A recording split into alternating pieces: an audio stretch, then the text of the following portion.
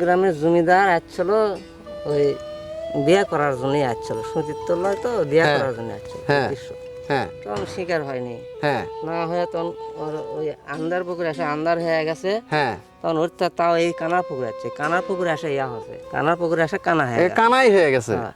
ওনার নাকি এখন ওই মাজারে নাকি অলৌকিক কিছু ঘটনা ঘটে। হ্যাঁ, কি ধরনের, কি এটা? যারা বেয়াদবি করে হ্যাঁ। তাকে অলক্ষ্য দেখা হয়, আচ্ছা।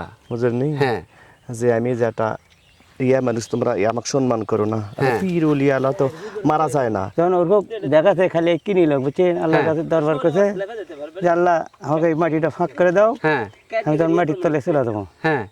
তখন মনে কর মাটি ফাঁক হয়ে গেছে, তখন জীবিত অবস্থা মাটির তলে চলে গেছে, জীবিত অবস্থায় চলে গেল, জীবিত অবস্থায় চলে গেছে, গায়েব হয়ে গেল। গায়েব হয়ে গেল। বাংলার মাটিতে লুকিয়ে আছে শত বছরের এক রহস্য, একটি কবর, একটি গল্প আর এক নারীর অসীম সাহস। বগুড়া কাহালুর দেওগ্রামে রয়েছে এক পবিত্র স্থান, যেখানে ইতিহাস, লোককথা আর বিশ্বাস মিলেমিশে তৈরি করেছে এক অলৌকিক কাহিনী। কথিত আছে, এক অত্যাচারী জমিদারের হাত থেকে নিজের সম্মান বাঁচাতে বিবি সাহেবানী আল্লাহর কাছে আশ্রয় চান, আর তখনই ঘটে অবিশ্বাস্য ঘটনা। মাটি ফুঁড়ে তিনি হারিয়ে যান চিরনিদ্রায়, রেখে যান এক রহস্যময় কবর, যা আজও মানুষের বিশ্বাস আর ভক্তির কেন্দ্র। এখানে কেউ অসম্মান করলে তার কপালেও ঘটে দুর্ভোগ। এটা কি সত্যি অলৌকিক, নাকি সময়ের সাথে গড়ে ওঠা এক লোককথা? সত্য জানার জন্য শেষ পর্যন্ত ভিডিওটি দেখতে থাকুন।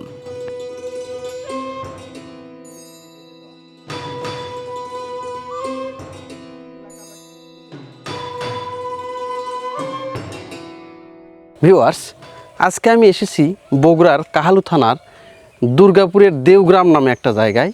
এখানে রয়েছে একটা অলৌকিক এবং রহস্যজনক একটা মাজার, বলতেছে যে বিবি সাহেবানীর মাজার। তো বিবি সাহেবানী এখানে ছিলেন একজন সতী নারী।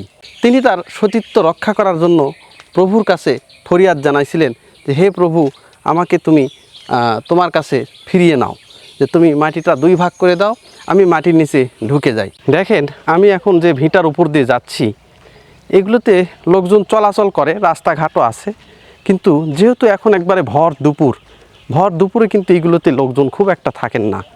অনেকে বলে, এলাকায় স্থানীয়বাসী যেটা বলে, যে আমরা ঠিক দুপুরবেলা এবং সন্ধ্যাবেলা এই দুটা জায়গা কিন্তু আমরা খুবই মেনে গুনে চলি।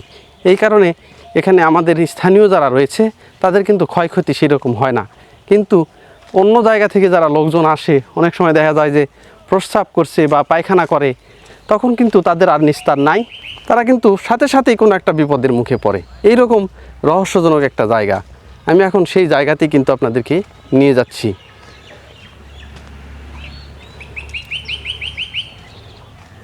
আচ্ছা, এখানে যে রহস্যজনক একটা কবর রয়েছে, কবরটা হচ্ছে বিবি সাহেবানীর কবর। হ্যাঁ, বিবি সাহেবানী সম্পর্কে আপনি কতটুকু জানেন একটু বলেন তো।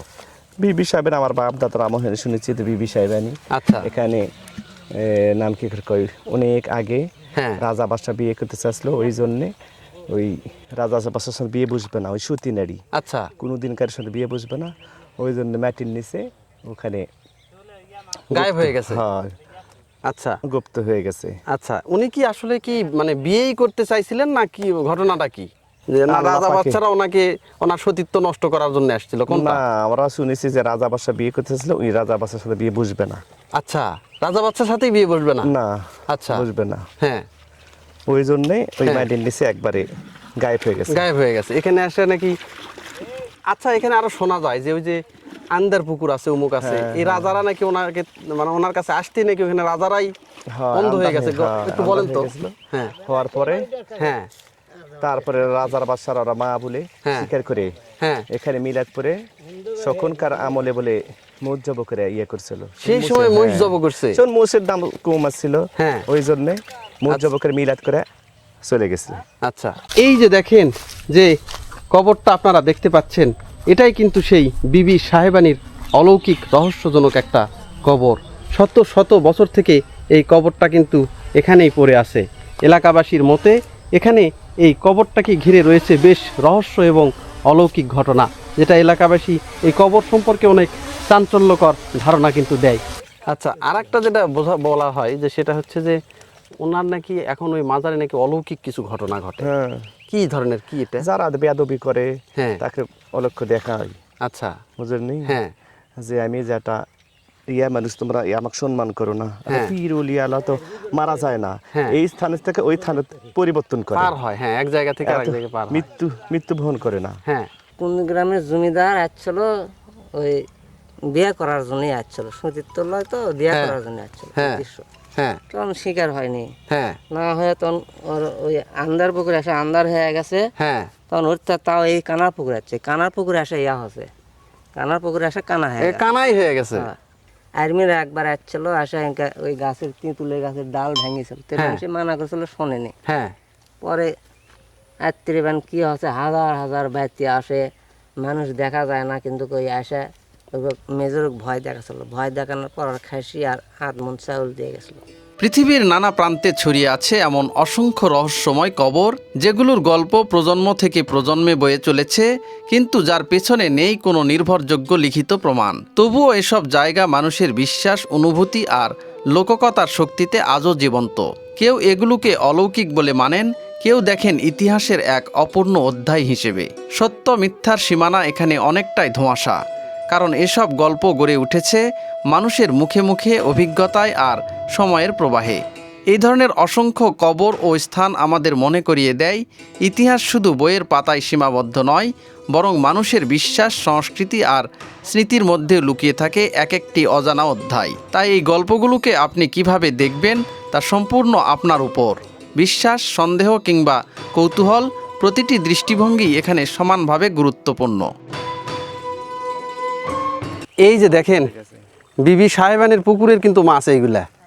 এই যে এখানে যে 64 বিঘা জমি আছে বিবি সাহেবানির পুকুরের, সেই পুকুর কিন্তু একটা শুকানো হয়েছে। হলুদ হলুদ কানস মাছ, যে কানস মাছ বললে চিনবেন না, বগুড়ার ভাষায় কানস মাছ, কিন্তু অন্যান্য ভাষায় শিং মাছ, কই মাছ, চোপড়া, বিভিন্ন ধরনের মাছ এই যে পাওয়া যাচ্ছে। সতীনারী হ্যাঁ হচ্ছে, হ্যাঁ, সতীনারী ওখানে খুব সৎ ছিল, চরিত্রবান। খুবই সৎ সৎ।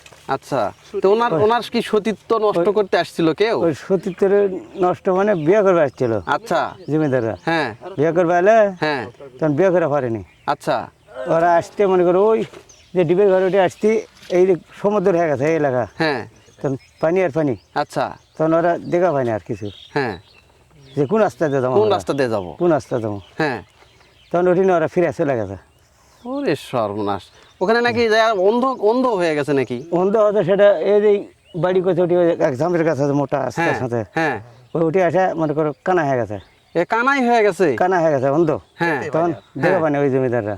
আচ্ছা দেখার পর মনে করো ওরা ফিরে গেছে, যাওয়ার পর আরেক জমিদার ওই বাজারে উঠি আন্দার পুকুর করে কয়, হ্যাঁ, উঠে এলো ওরাও আন্দার হয়ে গেছে, অন্ধকার অন্ধকার, অন্ধকার, আচ্ছা তখন ওরা এসে ওরা উঠি ঘুরে গেছে, এসে পানি বিয়ে সাথে করে পানি, হ্যাঁ, তখন ওর দেখাচ্ছে খালি কিনি লোক বুঝছেন, আল্লাহর কাছে দরবার করছে যে আল্লাহ আমাকে এই মাটিটা ফাঁক করে দাও, হ্যাঁ, আমি তখন মাটির তলে চলে যাবো। হ্যাঁ, তখন মনে করো মাটি ফাঁক হয়ে গেছে, তখন জীবিত অবস্থা মাটির তলে চলে গেছে, জীবিত অবস্থায় চলে গেল, জীবিত অবস্থায় চলে গেছে, গায়েব হয়ে গেল। গায়েব হয়ে গেল।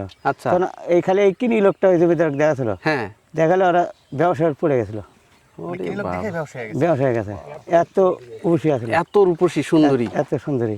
আচ্ছা, এখন নাকি এই এলাকায় এই যে পুকুরগুলো আছে, এগুলো নাকি বিবি সাহেবানিদেরই পুকুর ছিল।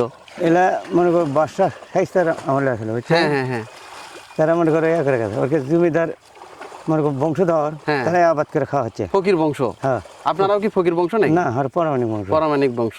আমাদের কাছে অর্ধেক বিক্রি করে গেছে। হ্যাঁ, এখানে নাকি 64 বিঘা জমি আছে, 59 বিঘা। 59 বিঘা। হ্যাঁ, আর এই জমির মালিক ওই যে বিবি সাহেবানি। 29 বিঘা মানে পুকুর, হ্যাঁ বুঝছে, হ্যাঁ 29 বিঘা পুকুর, হ্যাঁ তারা বেঁচে খায় গেছে, যায় ওদের ডাক্তার, হ্যাঁ, ওরা মনে করো বেঁচে আছে, এখনো বেঁচে আছে। বেঁচে আছে।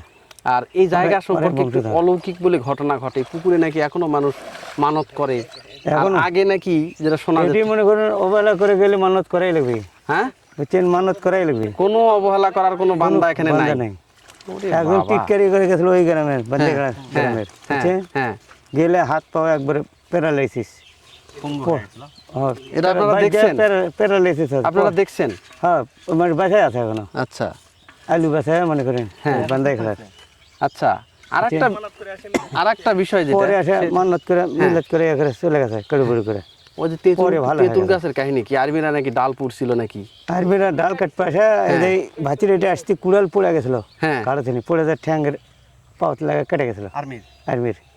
ওরে বাবা, ওরে আসেই বানি ওই ভাতি তিনি মনে করে পার হবানি। হ্যাঁ, এই যে পুকুরটা, হ্যাঁ এটা তো আগে আলটাল ছিল না কিছু, এটা নাকি বড় পুকুর ছিল। বড় করছিল তা আগে নাকি চাক চালনে সোনা দানা ভেসে উঠতো, চাকচল সোনা ভাষা চলে এটি ওই পর। এই যে এই পারে হ্যাঁ, কি জন্য ভেসে উঠতো ওটা? ওটি ওদের বিয়ে শাদি মনে করো গরিব দুঃখী মানুষ, বিয়ে দেওয়া পারছিল কন্যাক, হ্যাঁ তার জন্য এসে মান্নত করে যাচ্ছিল।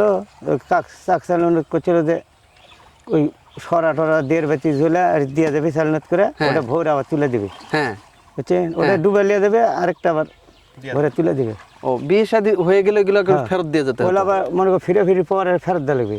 আচ্ছা, তো ফেরত দিয়েছিল না দেখে হ্যাঁ। মনে করো তারপরে এখানে একটা আর ইয়ে হয়ে গেছে। হ্যাঁ এটা শুনছি যে এই পাড়ারই নাকি একজন নিয়ে গেছিল, যাওয়ার পরে আর ফেরত দেয়নি, ফেরত দেয়নি। আর বংশ বলে একবারে নির্বংশ হয়ে গেছে। বংশ নির্বংশ আর ইয়ে করছে মনে করেন, পরে সে তারপরে এখানে আর দেয়নি, আর তারপর তার ভেসে ওঠেনি। ভাষা ওঠেনি।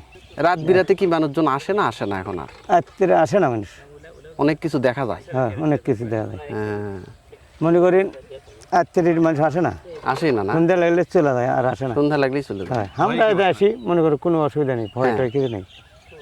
কিন্তু অপরিচিত ওইভাবে আসা যায় না। অপরিচিত হলে এটি চুরি করে নিয়েও তো আসবে, চেন হ্যাঁ। যাও না চুরি করলে। ওরে বাপ রে বাপ, এমন কি কোনো ঘটনা আছে নাকি চোর আসে ধরা পড়ে গেছে? চোর আসে মনে করে চুরি করে লিয়ে যাবে না জিনিস, ওই রাখা যাওয়া লাগে। দাবিরা লিয়ে চলে যায়, চোরা কি তারা করে? একে চোরও কি তাড়া করে, যে পিছন থেকে- ফেলে দিয়ে চলে যায় তুমি করে। এই জন্য আপনারা নিরাপদে থাকেন একদম। হ্যাঁ, নিরাপদে। হ্যাঁ, বাহ।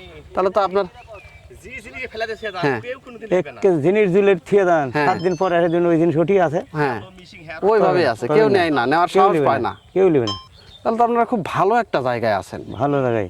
তাই না? এই যে আমার পেছনের যে তেঁতুল গাছটা দেখতেছেন, এটা কিন্তু সাধারণ গাছ মনে হচ্ছে আপনাদের কাছে, কিন্তু এলাকাবাসীর মতে কিন্তু এই তেঁতুল গাছ না, এটা সাক্ষাৎ একটা কিন্তু জমদূত। এই গাছের ডাল বা পাতা আজ পর্যন্ত ছিঁড়ে এখান থেকে কেউ নিয়ে যেতে পারেনি। যারাও নিয়ে গেছে তাদেরই কিন্তু বিভিন্ন সমস্যা হয়েছে, কারো হাত পা ভাঙছে, কারো নাকি নাক মুখ দিয়ে রক্ত উঠছে, এইরকমও ধারণা কিন্তু এখান থেকে পাওয়া যাচ্ছে, এলাকাবাসী কিন্তু তাই বলতেছে।